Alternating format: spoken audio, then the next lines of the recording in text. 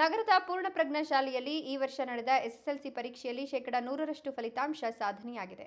ಉತ್ತಮ ಅಂಕಗಳನ್ನು ಗಳಿಸಿದ ವಿದ್ಯಾರ್ಥಿಗಳಿಗಿಂದು ಶಾಲೆಯಲ್ಲಿ ಸನ್ಮಾನ ಕಾರ್ಯಕ್ರಮ ಆಯೋಜಿಸಲಾಯಿತು. ಈ ಕುರಿತು ಶಾಲೆಯ ಶಿಕ್ಷಕಿ ರಾಧಿಕಾ ಪ್ರತಿಕ್ರಿಯಿಸಿ, ಶಾಲಾಡಳಿತ ಮಂಡಳಿ ಹಾಗೂ ಶಿಕ್ಷಕರ ಮಾರ್ಗದರ್ಶನ ಮತ್ತು ಪರಿಶ್ರಮವೇ ಈ ಸಾಧನೆಗೆ ಕಾರಣವಾಗಿದೆ ಎಂದರು. ಎಲ್ಲರಿಗೂ ನಮಸ್ಕಾರ. ನನ್ನ ಹೆಸರು ರಾಧಿಕಾ. ನಾನು ಪೂರ್ಣ ಪ್ರಜ್ಞಾ ಎಜುಕೇಷನಲ್ ಇನ್ಸ್ಟಿಟ್ಯೂಷನಲ್ಲಿ ವರ್ಕ್ ಮಾಡ್ತಾ ಇದ್ದೇನೆ. ಇಲ್ಲಿ ನಮ್ಮ ಸ್ಕೂಲಲ್ಲಿ ಇವತ್ತು 100% ರಿಸಲ್ಟ್ ಬಂದಿದೆ.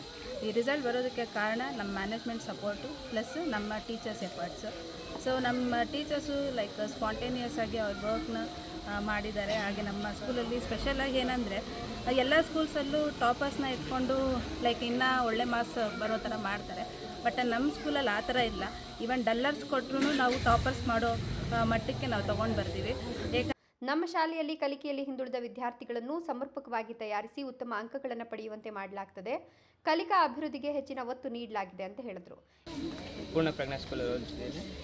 3 ಪ್ರಿಪ್ರೇಟರಿ ಎಕ್ಸಾಮ್ ನಡೀತು. 3 ಪ್ರಿಪ್ರೇಟರಿಯಲ್ಲೂ ಚೆನ್ನಾಗಿ ಮಾರ್ಕ್ಸ್ ಬಂತು. ಟೀಚರ್ಸ್ ಎಲ್ಲ ಚೆನ್ನಾಗಿ ಹೇಳ್ಕೊಟ್ರು.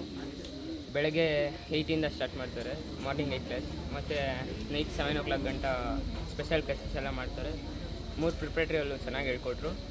ಫೈನಲ್ ಎಕ್ಸಾಮಲ್ಲೂ ಚೆನ್ನಾಗಿ ಹೇಳ್ಕೊಟ್ರು. ಇದಕ್ಕೆಲ್ಲ ಕಾರಣ ಟೀಚರ್. ಬೆಳಗ್ಗೆ ಬೇಗ ಎಬ್ಬಿಸಿ ಓದಿಸ್ತಾರೆ, ಮತ್ತು ಸಾಯಂಕಾಲ ನೈಟು ಅಷ್ಟೇ 11-12 o'clock ಗಂಟ ಓದಿಸ್ತಾರೆ.